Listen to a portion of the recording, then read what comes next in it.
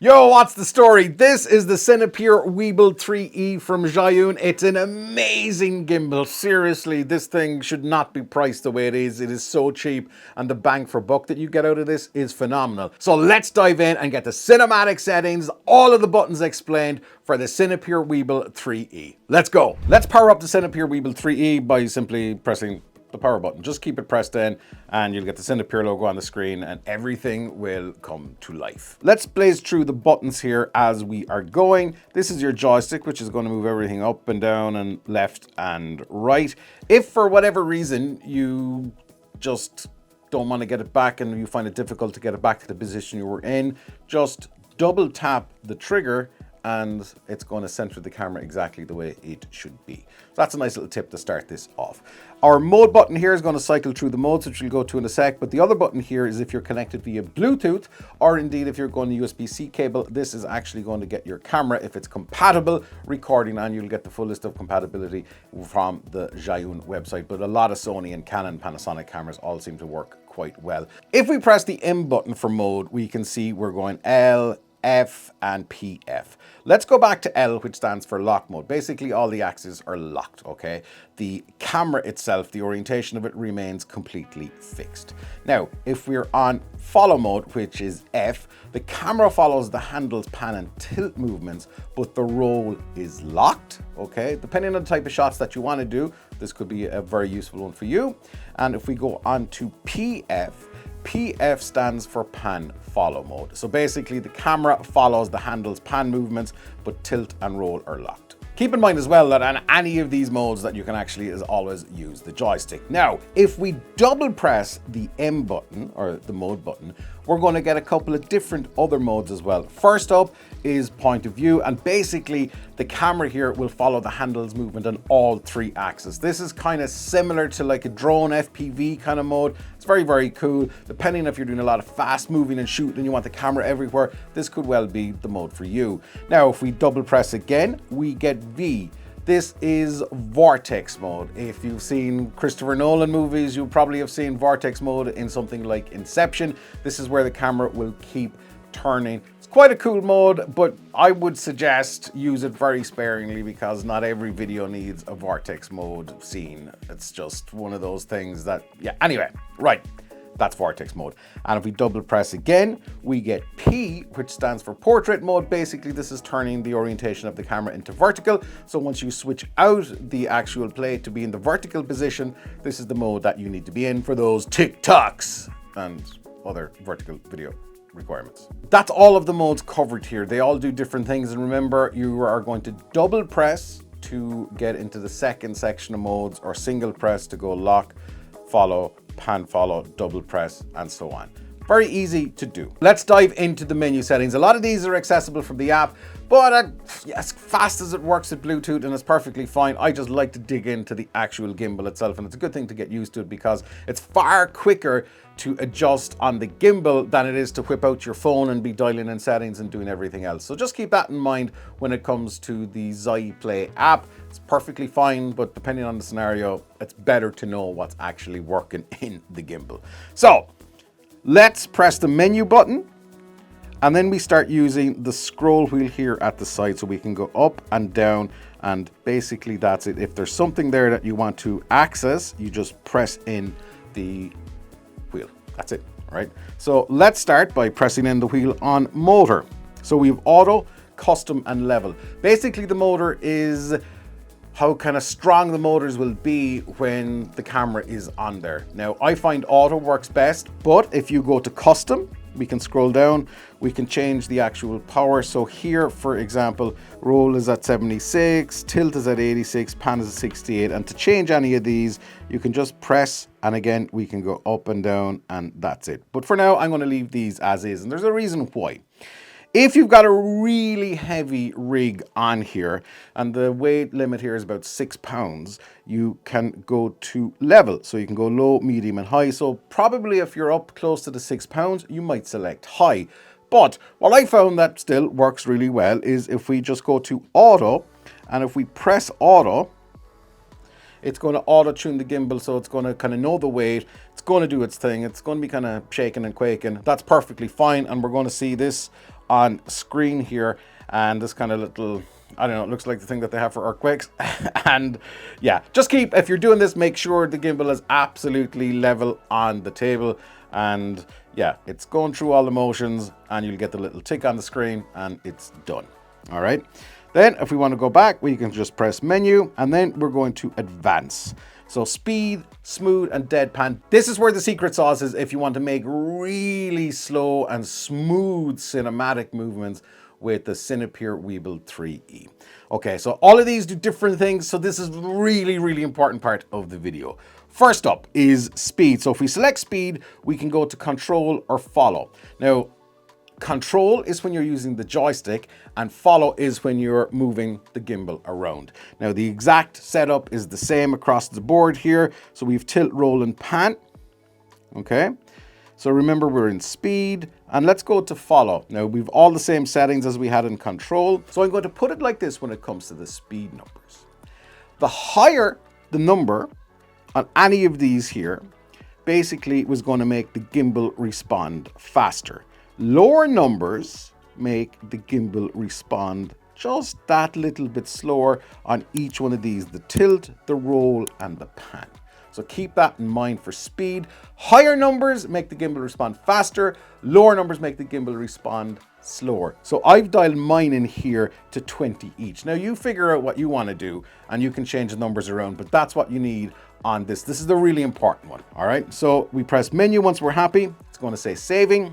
Then we press menu again to go back, and now we're into smooth. And this is kind of like speed, except it's the opposite. It's a little bit confusing, so pay real big attention to this one. Higher numbers result in smoother, more gradual movements. So again, if we want to select any one of these, we just scroll up and down with the wheel on the side, we press the button, and then we can go left or right and change those numbers.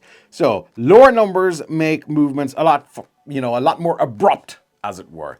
So again, I've kind of found that 90 is pretty smooth, but again, you got to find out and figure out what you're shooting and go through each one, and you can control all of these independently. So maybe you don't need the camera to pan slowly, then you would change the numbers on that. So once you make all of your settings changes here, let's press menu. We're back saving, got the take, and now let's go to deadband. Now, this one is really interesting, because what deadband does is basically the higher the numbers, and again, it's just click and scroll, the higher the numbers make the gimbal ignore small little movements. So if there's a little shake in your hand, maybe it'll ignore it possibly. So the lower numbers make it more sensitive to slight movements. So again, you can put in whatever you want. Keep it in mind, higher numbers make the gimbal ignore small movements. So you can only go from 0 to 30. So you can always go in the middle. I kind of found 10 seems to work pretty well for what I want.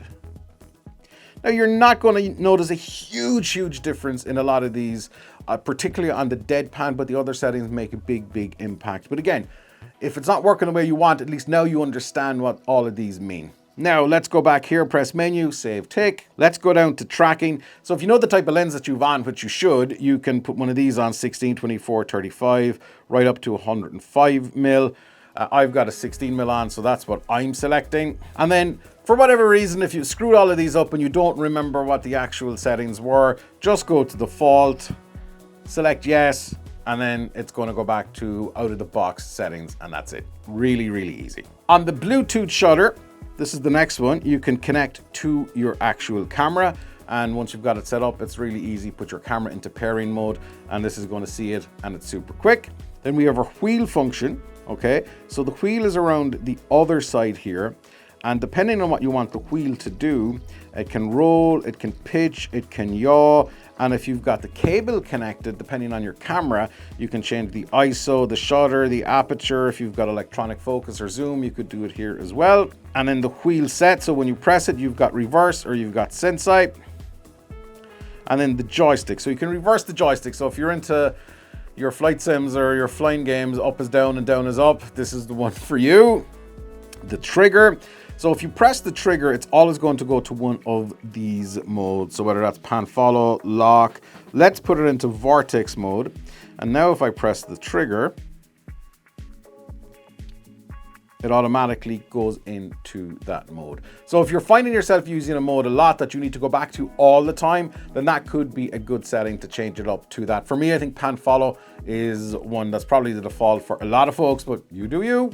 Next up, we are going to Vortex mode. So we have our speed. So obviously the higher the number, the faster it's going to rotate. You can all goes up to 100, press select, and it's going to save it out. Then the direction. So is it going to go clockwise or is it going to go in the reverse? Now, depending, I know what you're saying. Oh, I could do that in post. Yeah, but then your subject could be going backwards and you reverse it. So just know what direction you want to go, whether it's clockwise or anti-clockwise. And this is where you set that up. The angle basically is the no limit. Basically means it's just going to keep rotating. And then if we jump into angle again and we go to custom, it's going to do, you know, we can see 12 rotations, 15, or if you know you just need one rotation or two, then that's the one to have it at. Personally, for me, I kind of find just leave it, keep going, and you can just stop it when you want to, right? Makes sense. And then if you want, you can actually just press start, and then it's just going to do its thing, and that's it. So I've got mine on no limit, so it's just gonna keep going and going and going and going. And press the trigger to stop it, and it's just going to go back. Now let's scroll down. Trajectory. This is one where if you're doing a time lapse, okay, so you want the gimbal to go to point A to point B to point C, then this is where you set it up. So you can go to a preset. Let's go to preset 1 if you want. So you can go to the setting. So you select mode, whether it's photo or for video. I'm going to select photo. Then we go to points. So point A, put the camera wherever you want, and you can see the numbers are changing here. Then just press select. Point B, we want it to go over here. And we can either clear the last one or finish. So I'm going to do point C, pointing all the ways down. Let's go press that one. Then we can have D, bring it over, and so on. So once you're good to go, select finish. And then you can either put in the time, so the interval or the duration, so you could have it run for, let's say, 2 minutes in this case. Press menu to go back. It's going to save, and then you can preview it. So it's going to do its thing. Hello, hi. And we can see that the time is actually running there as well. So depending on the type of time lapse that you want or whatever you want to do, this is a really, really good thing to actually use. It's so simple. The angle, if the gimbal is ever kind of slightly off, you can change the pitch and roll here simply by scrolling up, down, left and right. Or side to side because there's no up, sorry. It's a Saturday morning. Press menu again to go back, same for roll. I'm just going to go right back here. And then if you want to bring everything back to default, as I said earlier on, this is the one to do. But on this one, if we select yes, it's going to reset. I've lost all my settings. So keep that in mind. If you do press reset, it is just going to clear all of your stuff. And this reset brings it back to the very start. So we're going to have to select language, English, and that's what you're going to get when you turn it on for the very first time as well. And then we're all good to go. Simple, right? The reason I'm making this video is because I think the manual is not the best. It doesn't give a great explanation of all the settings. You're not sure what the numbers do. I've spent a lot of time with this gimbal, so I hope this has helped you get more out of this gimbal, especially for those cinematic movements. Now, if you have got any value out of this video and it's helped you figure out the Cinepeer Weebill 3E, please hit the like button. The reason I'm asking you to hit the like button is the algorithm gods will go, people like this, and then more people who have got this gimbal who were like you scratching their heads going, what do I do? Then they're going to see this video and that's going to help them out as well. So pay it forward by hitting the like button. Now, speaking of gimbals and cameras and all that kind of stuff, one of the most important things that you can do is actually talk to the camera.